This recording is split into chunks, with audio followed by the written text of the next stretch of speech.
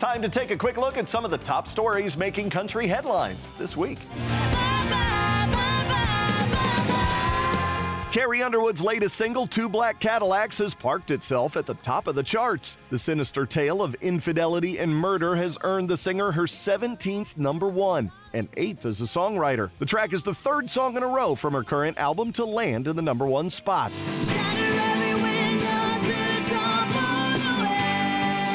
And the good news continues for Carrie, as we can now confirm that she has been added to perform at this year's ACM Awards, where she's nominated for Female Vocalist of the Year for the 8th time in a row, and in the Album of the Year category for Blown Away.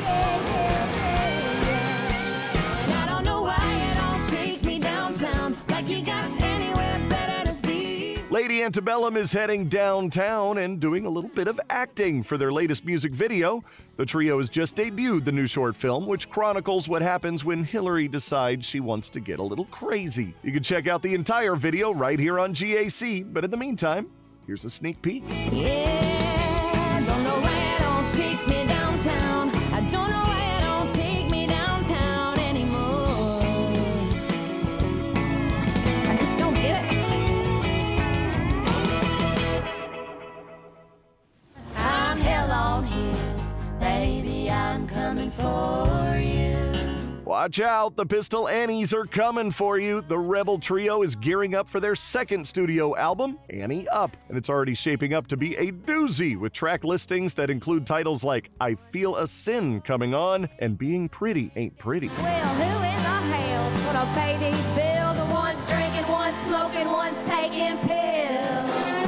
The follow-up to their 2011 Hell on Heels debut features 12 new songs, all written by the Annies, and is set to hit shelves May 7th. And although the girls have separate solo careers, making time to collaborate has definitely been a priority, as Ashley Monroe revealed last month when we sat down to talk about her own solo project. Pistol Annies is it's all of our personalities combined in one.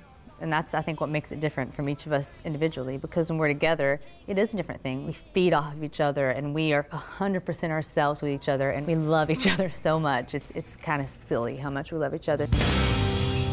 Redneck Yacht Club.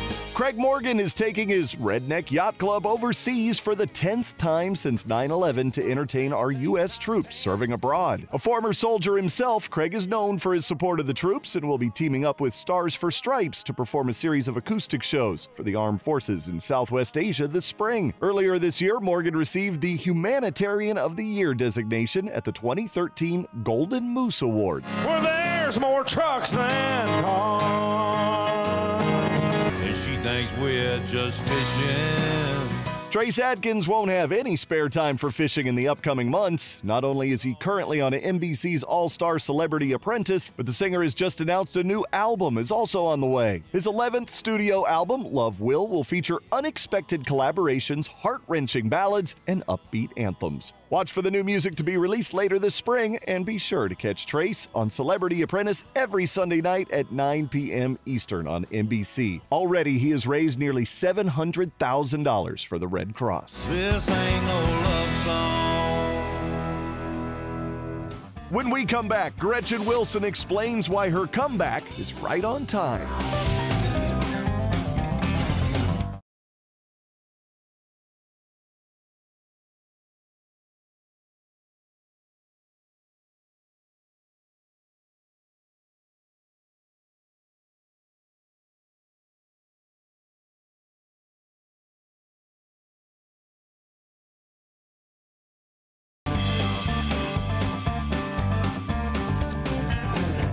She's a living example of persistence, stubbornness, and courage.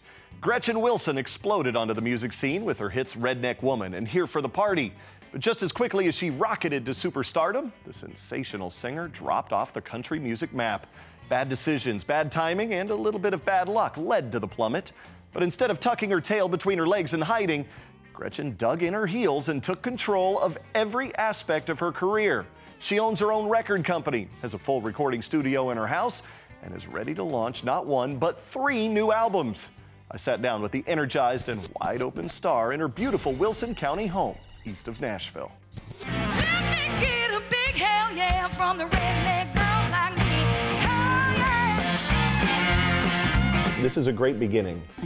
I'm in a great place right now. Maybe the best beginning we've seen. I hope so. That's good. Feels good. I feel right on time.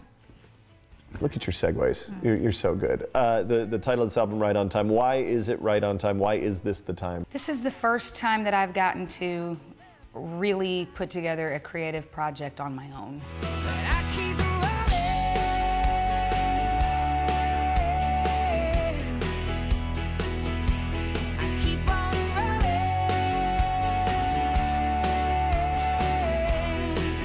All of the ups and downs and the good and the bad, all of that makes you smarter in the long run. And I wouldn't have been prepared 7 or 8 years ago. I think it was a really good experience for me to stand around and watch the other producers and watch what they do and learn the goods and the bads from that, you know. This album, Right on Time, it really, I describe it as like a sonic journey through time, because it feels like the song that we have out right now, Still Rolling, feels like we stepped right into 1975 and recorded that track. And then the title track, Right on Time, it feels like something Billie Holiday recorded in the 40s, you know.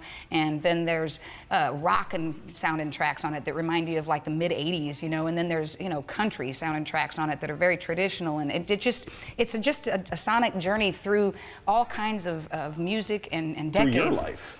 And through my musical influences and taste. You know, I think a lot of people think, oh, the redneck woman, it's just honky tonk and Leonard Skinner and Hank Jr. screaming loud all the time, but that's just not the case.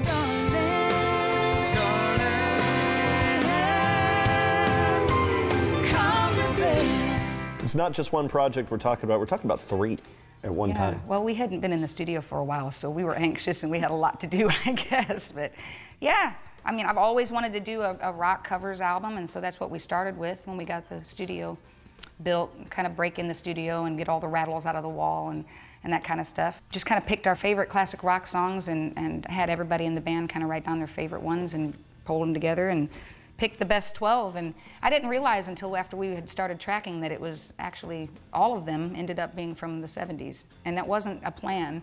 So maybe... That was the best era for... I think it definitely shows that it was this band's favorite decade of rock music anyway. And the third is Christmas, right? The third album is Christmas album. And we've got them to hopefully where they'll come out like every couple of months this year. 'Cause I was all jacked up, all jacked up. People who say, Gretchen Wilson, wow, she did. How much fuel do you get from that to say, oh yeah? I think I hear everything a little lighter. Probably 10 years ago I'd have said was, but now I say yes I was and am and will continue to be. And I think now I can hear that and take a deep breath and go, yeah, I was, but I still am. I love being in this industry.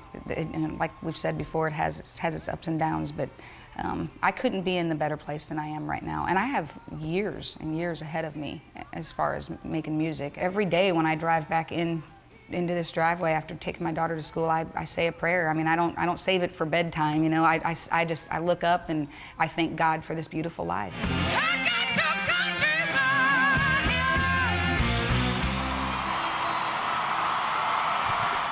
In my opinion, she's one of the best female singers country music has ever had. It's great to see her on the comeback trail. Well, that's it for this week. Next time we head down under to Australia for the annual CMC Rocks the Hunter Festival, featuring Rascal Flatts, the band Perry, Chris Young, and Gretchen Wilson's old pals, Big and Rich. Until then, keep up with everything going on in country at headlinecountry.net, gactv.com, and of course on Twitter and Facebook as well. Take care, everybody.